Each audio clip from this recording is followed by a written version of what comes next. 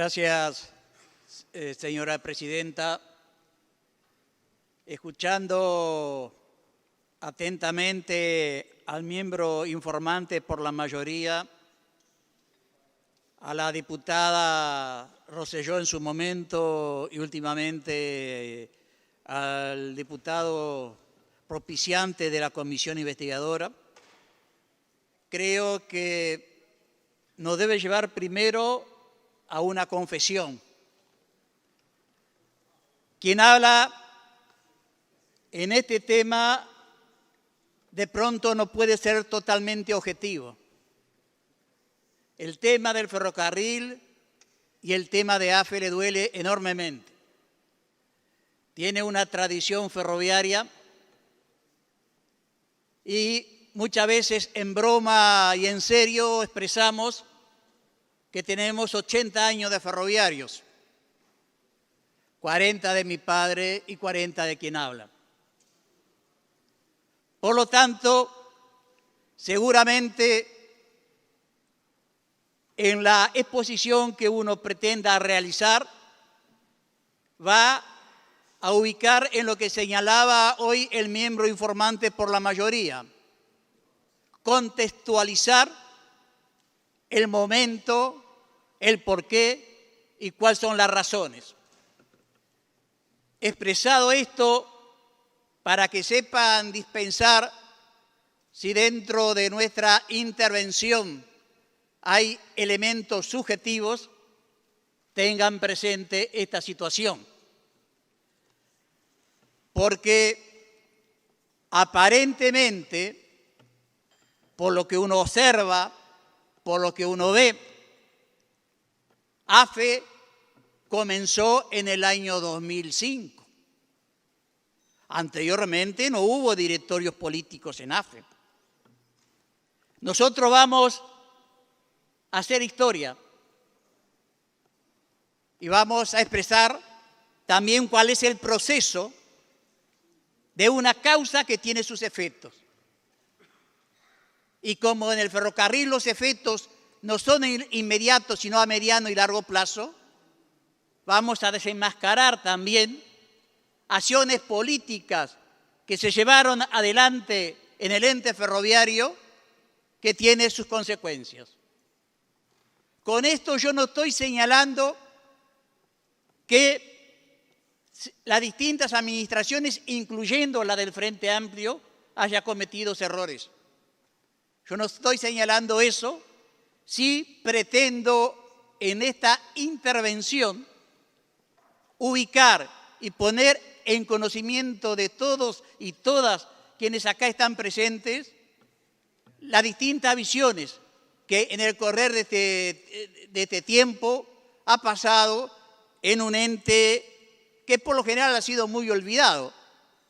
No ha sido un elemento de política prioritaria desde su estatización en 1949 y la definición de AFE en 1952.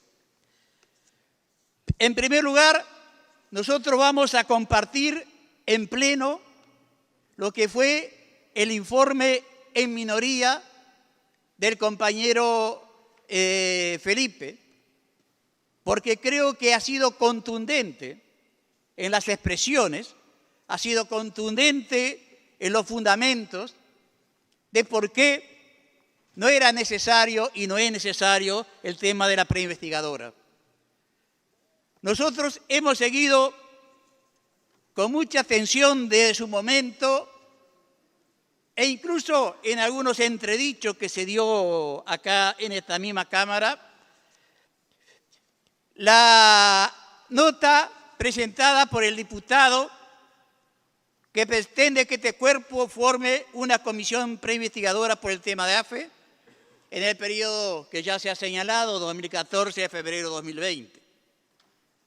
También es cierto, por un problema de interés, seguimos muy atentamente la convocatoria en su momento en la comisión permanente del ministro de Transporte y Obras Públicas y también del directorio de AFE. pudimos observar por el raíz mediático que se realizó en los medios de comunicación, la denuncia realizada por el directorio de AFE, secundado por un abogado que ya se ha mencionado acá, que está fuera del staff de AFE, y que AFE tiene abogados y no es, como señalaba la diputada Rosselló. Tenía 2 abogados, uno de ellos por un tema de persecución se fue, pero queda una abogada dentro de AFE. Pero son decisiones políticas que la adopta el directorio, que nosotros no vamos a señalar, simplemente mencionar cómo se dieron las situaciones y quién indudablemente se contrató para hacer la denuncia penal en Fiscalía. Denuncia penal que por los trascendidos de prensa y por las declaraciones en su momento del vicepresidente Osta son casi las mismas que está en curso en esta comisión preinvestigadora.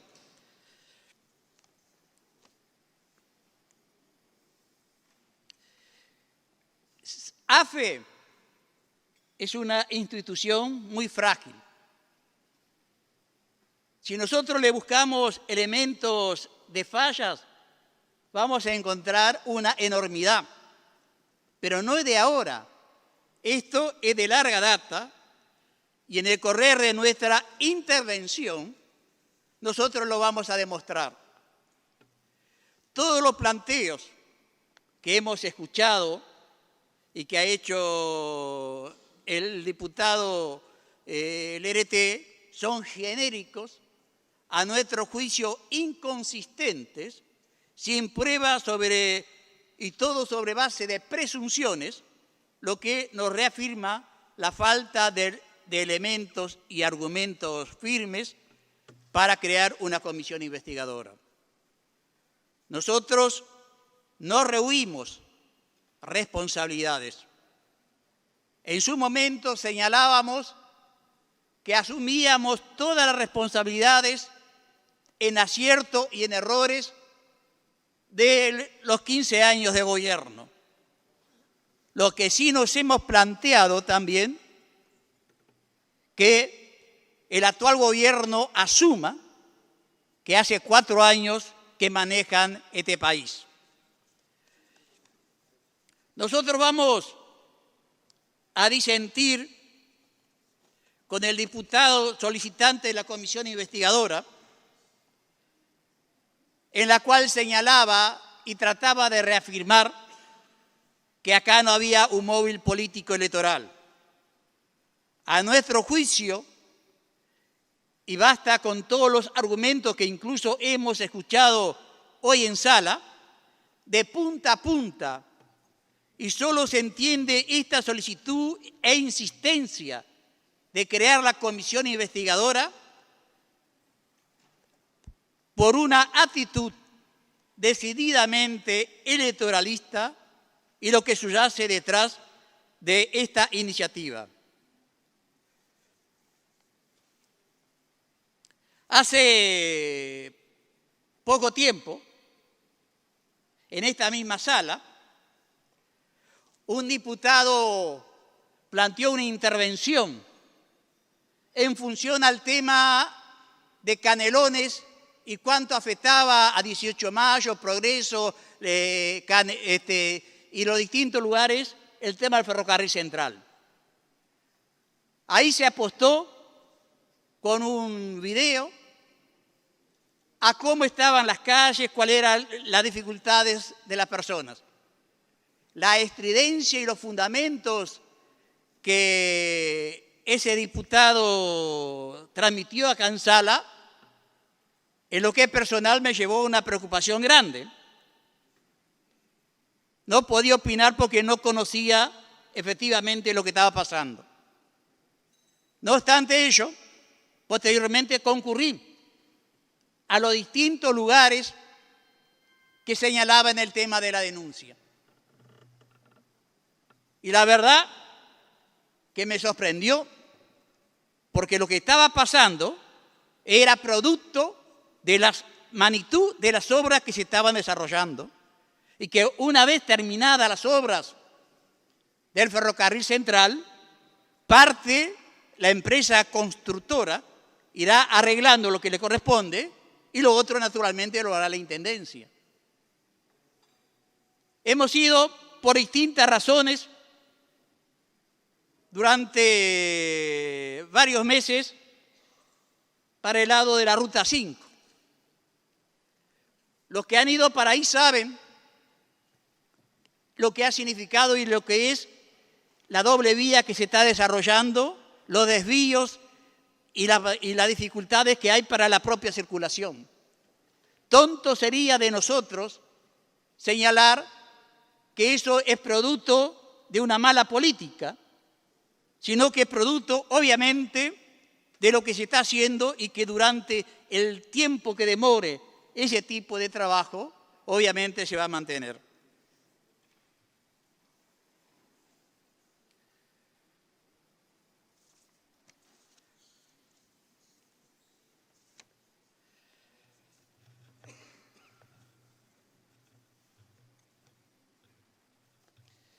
Nosotros pensamos y creemos que la realidad nos está indicando, y acá el diputado auspiciante de la investigadora ha intentado adelantarse, que lo que sucede acá es que el gobierno fracasó, no el Frente Amplio. El gobierno de coalición fracasó en su proyección y en su plan de gobierno y en las consecuencias que va a sufrir la inmensa mayoría de la población. Y como consecuencia de ese fracaso, se intenta una cortina de humo para desviar la atención e información de hechos menores y que seguramente no es la preocupación de la inmensa mayoría de los uruguayos y de las uruguayas. Nosotros seguramente estaríamos acompañando al legislador proponente si su preocupación fuera por la pobreza creciente en el país y más aún en los niños, cuando el PBI creció promedialmente un 4% y por 3 años los salarios y jubilaciones perdieron su poder adquisitivo. Estaríamos acompañando al legislador si se preocupara por el desacato del Poder Ejecutivo a lo planteado por esta Cámara en relación al ingreso a dedo de correligionarios en Salto Grande y que se planteó su cese en forma inmediata y que hasta este momento no ha sucedido. Seguramente el diputado canario nos encontraría juntos en procura de aclarar la entrega del pasaporte a Marcet, que estaba en una prisión por usar un pasaporte falso. Acompañaríamos gustoso toda acción que emprendiera para deslindar responsabilidad política y partidaria para que la asociación para mentir al Senado por parte de ministros y subsecretarios y asesores del presidente y determinar conductas ya de lo esa voy a naturaleza corregir, dañan la diputada democracia, la Rosselló. credibilidad y la política. Diputado, está fuera de tema. Concéntrese en el tema de la comisión investigadora, por favor. Muchas gracias. No estoy fuera de tema, estoy contextualizando en qué lugar se da esta discusión. Por lo tanto, no es fuera de tema. Yo estoy contextualizando que esta discusión se da en este marco de situaciones a nivel general. Y inmediatamente voy a ir a los temas específicamente ferroviarios, pero de la misma manera que se hace todo un contexto de la realidad en su entorno, también lo estamos haciendo. Y por lo tanto, entendemos que estamos dentro del tema.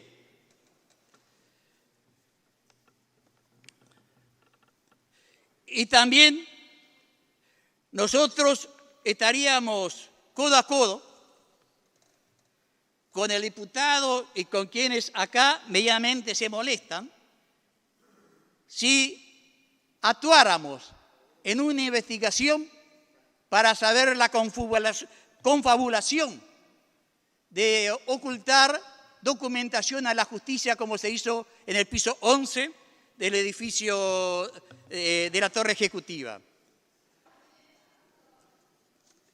Y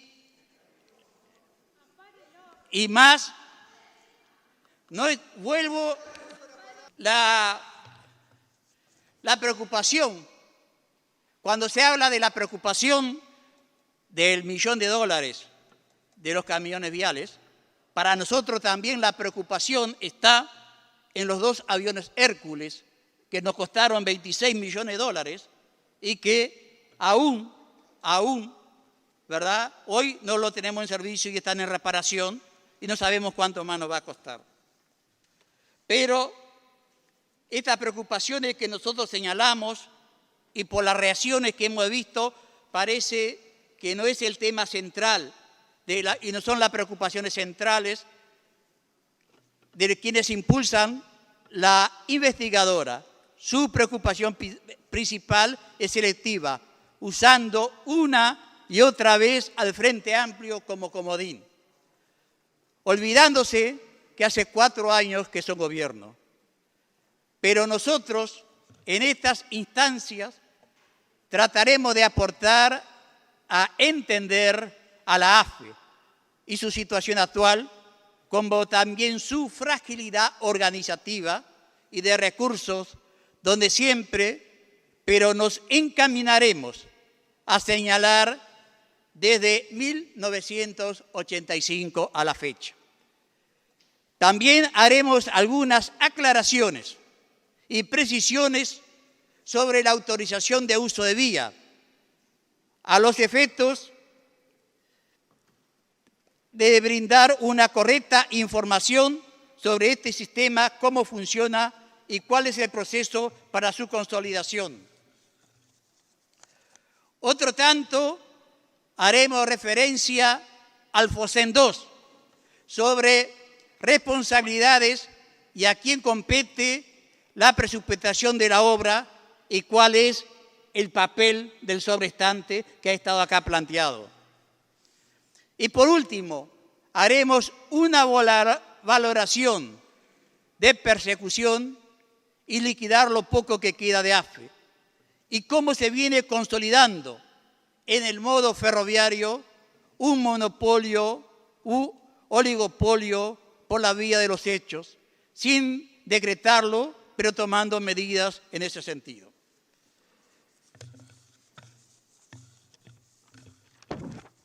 En 1985, en el primer gobierno democrático,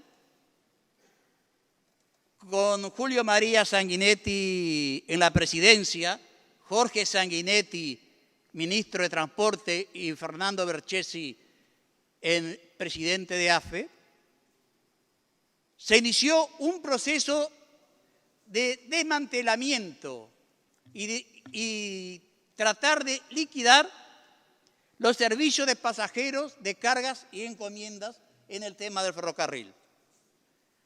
Ahí se llevaron adelante todos los planes que tenía el gobierno. Fracasaron todos. Ahí, a partir del 87, 88, comenzaron a dejar personal excedente en forma arbitraria, sin planificación, y dentro de esos personales excedentarios quedaron vigilantes, quedaron obreros, quedaron telegrafistas, y obviamente en cada uno de los lugares quedaron las estaciones prácticamente vacías, a merced, obviamente, de las ocupaciones y las usurpaciones que se podía dar. Pero también en ese momento, con ese proceso, se pagaba, porque faltaba personal, había que cumplir el servicio, horas extras, cuando había miles y miles de ferroviarios que estaban en su casa sin hacer nada esperando un nuevo destino, cuando la propia ley establecía, ¿verdad?, que seguía trabajando y cuando tenía un nuevo destino, ahí sí se lo ubicaba. Esa fue la excelente administración que se dio en ese momento. Y eso continuó en el año, en la década del 90, ¿verdad? Con el gobierno de Luis Lacalle Herrera, con el ministro Raffo y con el presidente Micael Castetron. Ese proceso continuó y quedaron nuevamente en acciones de robo en estaciones, robo de durmientes y sin posibilidades reales de tener una vigilancia acorde, porque los gobiernos, tanto del 85, del 90, del 96 y del 2000, fueron acuerdos entre el Partido Nacional y el Partido Colorado. Mayorías parlamentarias tenían para determinar una política efectiva hacia el ferrocarril. Lamentablemente no hubo recursos para ese tipo de situaciones. Por lo tanto, lo que pasó en todo ese proceso son las consecuencias y las causas que nosotros vivimos. Y acá nosotros discrepamos con el ministro Falero y también con el diputado Lerete con el tema del ferrocarril. El ferrocarril venía en declive permanente y recién en el año 2005 se logró frenar, con las dificultades naturalmente que había, con una cantidad de fragilidades y otros aspectos que nosotros debíamos tener. Pero efectivamente fracasó una política de coalición en ese entonces de Partido Nacional y Partido Colorado hasta el año 2004. En lo que tiene que ver con esta política, en el año 1997, cuando se cumplía 100 años de la Estación Central General Artigas, se decide vender no solamente la estación, sino también la playa de maniobra. La estación va al banco hipotecario y la playa de maniobra al grupo Barboni, Glenby, Sociedad Anónima, que todavía tenemos un juicio pendiente como gobierno que está en aras de un juicio que se viene desarrollando, pero que no me voy a extender demasiado en esto por el tema de los tiempos. En lo que tiene que ver con el tema de la autorización de uso de vía, no fue con el gobierno del Frente Amplio que se inició. Esto comenzó en el año 1998-99, cuando en el directorio de AFE estaba Víctor Bayán por el Partido Colorado, renuncia en ese momento para dedicarse a la campaña electoral y asume Víctor Licidini. Ahí se comienza un proceso para analizar, pero ¿y el por qué? Era porque las estaciones quedaban sin personal, no había gente para trabajar y era necesario ver un mecanismo que permitiera la circulación fluida de los trenes. Porque si bien es cierto, el sistema de vía libre, que lo han expresado ya varias personas acá, que era el sistema inglés, era el sistema de estación a estación, el gran objetivo de la autorización de uso de vía no era parar en una estación para hacer un cruce de tren, como lo señala el diputado Lerete. Eso lo podía hacer con el sistema anterior, con el sistema inglés o eventualmente con otro. El tema era de qué manera un tren se podía seguir a otro con la seguridad necesaria. Y esa seguridad necesaria implicaba tener la certeza de que en la vía estaba libre y no había ningún problema, ningún vagón en el medio. Cuando cualquier tren pasaba por una estación, el personal encargado de la misma, cuando daba los datos a Control Trenes, que era el que controlaba la operativa de la corrida del tren, le refería el último vagón, el vagón de cola, que era la referencia que el tren iba completo. Ese tema del vagón de cola es lo que se está planteando también, es el tema de una de las dificultades que hubo para el tema de la autorización de uso de vía. En el año 2004 se trabajó, y acá está un reglamento Radio Control Tren y Tierra, que justamente apostaba a este tipo de situaciones, que los trabajadores ferroviarios, con la poca tecnología que tenían, estuvieron trabajando y desarrollaron un sistema de esta naturaleza. Esta base, con una reglamentación, posteriormente fue dejada de lado. Las distintas realidades mostraban que era necesario cualquier sistema nuevo de innovación, tener una práctica y un ajuste. Los argentinos demoraron 10 años. Los argentinos demoraron 10 años a los efectos de poder consolidar el sistema de autorización de uso de vía, porque lo iban corrigiendo cada tanto. Acá tuvimos dificultades. Uno de ellos fue la georreferenciación. Cerró en la georreferenciación y naturalmente no se lograba la ubicación exacta en el lugar adecuado para la detención de la máquina. Se olvidaron también de la topografía. La topografía de bajadas y subidas implicaba un aceleramiento o desaceleramiento de la locomotora y mucho más cuando tenía con vagones de carga. Y al habilitar solamente 2 kilómetros por encima de lo permitido, si no se paraba, era una dificultad porque a cada momento se estaba parando. Estos aspectos son elementos que son parte del aprendizaje, son parte de qué manera se va desarrollando y consolidando este sistema. Por lo tanto, el hecho que haya demorado o que esté demorando un tiempo, 5 años, y seguramente va a demorar más, porque eso hay que ajustarlo.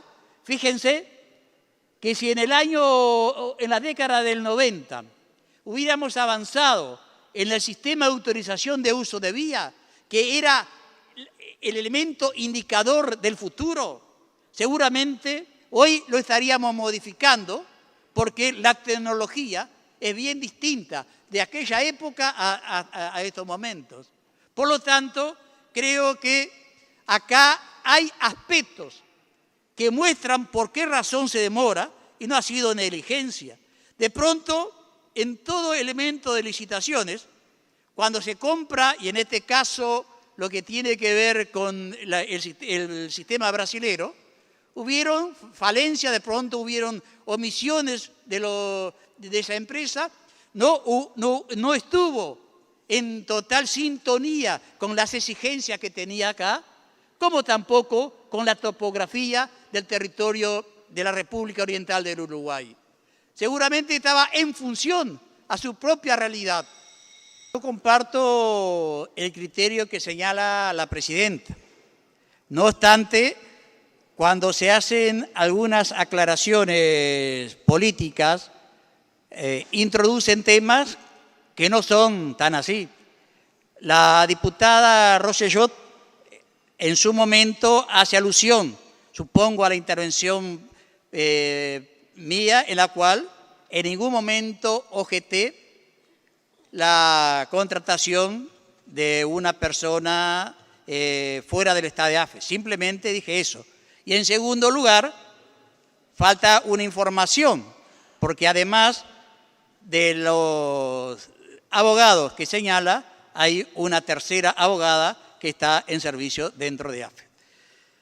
Lo que señalaba el diputado Ópez Paquet, que creo que de lo que está en sala es la persona que reditúa del 85, por lo tanto maneja muy bien toda la dinámica de las discusiones, pero no solamente, sino de las políticas fracasadas del Partido Colorado en lo que tiene que ver con AFE, se olvida de que cuando se habla de que lo importante es el interior, que acá hay que atender el interior, dejaron poblaciones y lugares totalmente desamparados.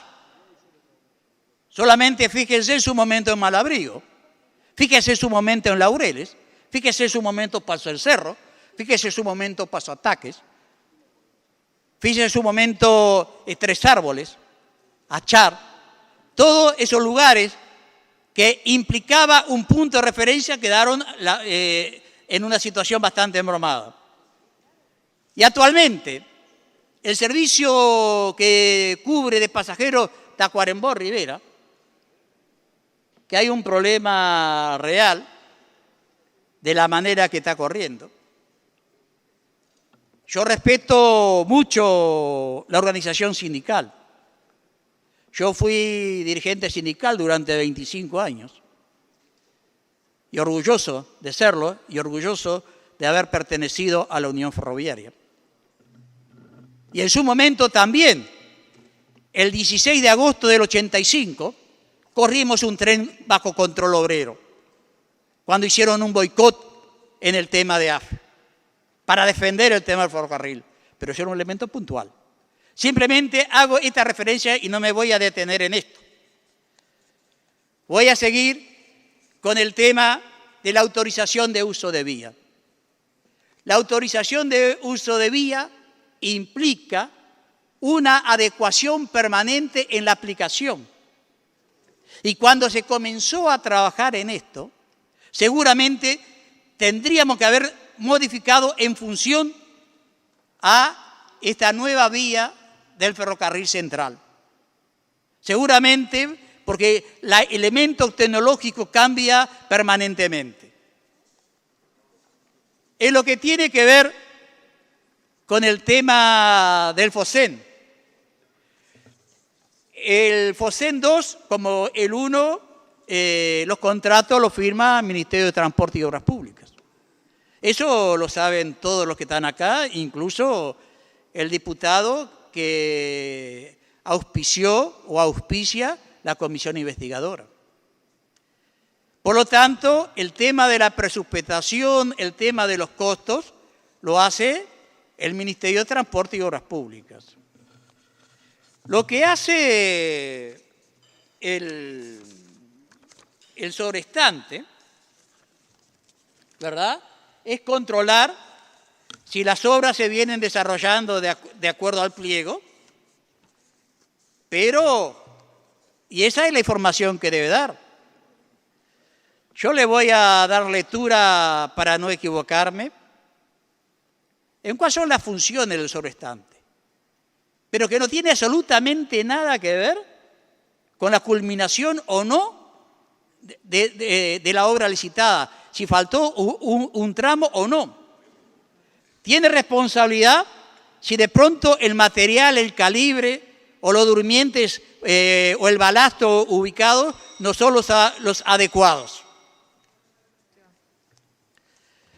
Tarea del sobrestante es la recepción e inspección de todo material que provenía la empresa, rieles, durmientes, fijaciones, balasto, aparato de vía, etc. Todo dentro de las especificaciones técnicas requeridas. En los trabajos, el control de que todo se ejecutara dentro de las normas exigidas para cada rubro.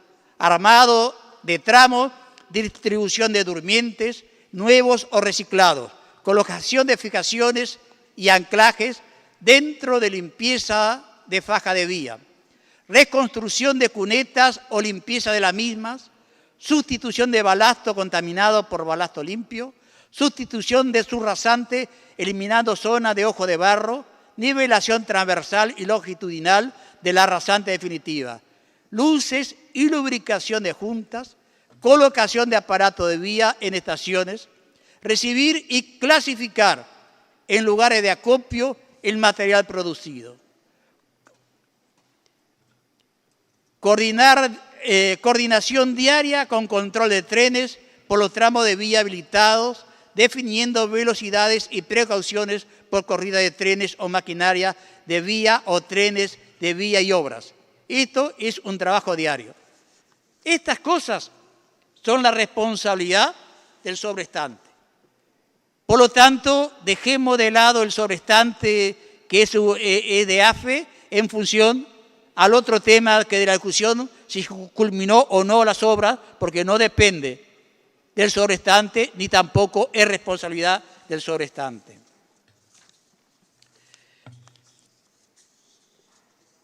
Lo que quería señalar, además, era que por la vía de los hechos también, en la manera que UPM trajo un sistema de tecnología propio, seguramente van a convivir dos sistemas de autorización de uso de vía. Y esto es un problema, porque más allá de que le hemos preguntado, cuando el ministro de Transporte y Obras Públicas concurrió a la Comisión de Transporte, cuál era el mecanismo que se iba a utilizar, por lo menos nosotros hasta ahora no tenemos la información. No nos olvidemos que para la circulación en el tema del ferrocarril central hay un sistema operativo, ¿verdad?, que no es el mismo que el otro, que es el brasilero de la autorización de uso de vía. ¿Qué significa esto? Puede entrar un tren que no está dentro de las normativas que establece para recorrer esos 273 kilómetros, o no puede hacerlo. O vamos a definir, como eso sí lo planteó el ministro, en vía principal y vía secundaria. La vía principal la adjudicó los 273 kilómetros ferrocarril central. Las secundarias, todas las vías del resto del país. ¿Qué significa vías secundarias? El mantenimiento es mínimo. El mantenimiento prácticamente no existe. Y seguramente eso a una vía totalmente deteriorada puede llegar también a que por la vía de los hechos no puedan circular trenes. Y segundo, si son vías secundarias, las vías que corren en el ferrocarril central, las locomotoras y los vagones, ¿van a poder circular en esas vías secundarias? Cuando hablamos de 22 toneladas y media por eje en el ferrocarril central y de 18 toneladas en una vía de mal estado en las vías secundarias. Creo que acá hay un problema real y es un tema que lo debe atender este gobierno y indudablemente el que venga. Si lo que estamos pretendiendo acá es crear un monopolio o un oligopolio privado, ¿verdad? Porque hoy por hoy la labor de AFE como ente autónomo, por propia definición de este cuerpo, está básicamente abocado a los inmuebles, a administrar los inmuebles, como a su vez también tratar de venderlos, pero al 50% del valor de catastro. Creo que el papel del ferrocarril, La necesidad del medio de transporte ferroviario es mucho más importante. Es mucho más importante que cualquiera de estas picardías que a veces se utiliza para denostar un medio que efectivamente ha tenido fallas, tiene fallas, y si hasta que no se logre encauzar decididamente estos temas, va a seguir haciendo. El know-how se ha perdido. El diputado informante por la minoría señalaba que habían 69 trabajadores en todo el país en el ferrocarril.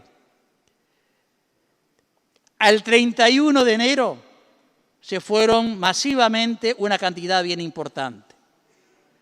Eso no se recupera, porque el trabajo de práctica, de experiencia, no se da solamente en la teoría, sino en la práctica y en el trabajo permanente y constante. Y eso ya no lo vamos a tener y ya no lo tenemos. Y es una alerta para cualquier gobierno, en la medida que se pretenda tener por lo menos un medio estratégico en manos del Estado. Creemos que es fácil encontrarle una cantidad de fallas en el ferrocarril. Es fácil encontrar deficiencias y en otros casos también es fácil buscar algunos elementos de articulación para hacer algún tipo de persecuciones. En su momento se había votado a los efectos de ver los bienes propiedad de AFE, porque eso viene desde el año 52, no es de ahora, no es de un gobierno de Frente Amplio. Lo único que eventualmente pudo ser responsabilidad del Frente es si los 5 pisos de la Torre Balbet no haya escriturado. Lo demás vino de épocas anteriores. Y en ese momento, en base de intentar ordenar eso, se trató de hacer un acuerdo con la Fundación Julio Ricaldoni de Facultad de Ingeniería para hacer un estudio en ese sentido. Posteriormente, ¿verdad?, se plantearon algunas líneas de trabajo realizadas por ellos, que bueno, aún no tengo conocimiento en qué terminó, pero se estaba apuntando un poco a este tipo de cosas. Y dentro de una resolución que abarcaba lo que debía hacer cada uno, seguramente estaba algunos aspectos que posteriormente significó para algunos funcionarios sumarios administrativos cuando no tenían absolutamente nada que ver. Primero, por una lectura errónea de la resolución de la RD 120/16 del 6 de junio del 2016. Yo, como estoy terminando, simplemente quiero señalarles que para que sepan lo que implica el ser ferroviario, les aconsejo que escuchen una canción de Jairo, el ferroviario. Muchas gracias, Presidenta.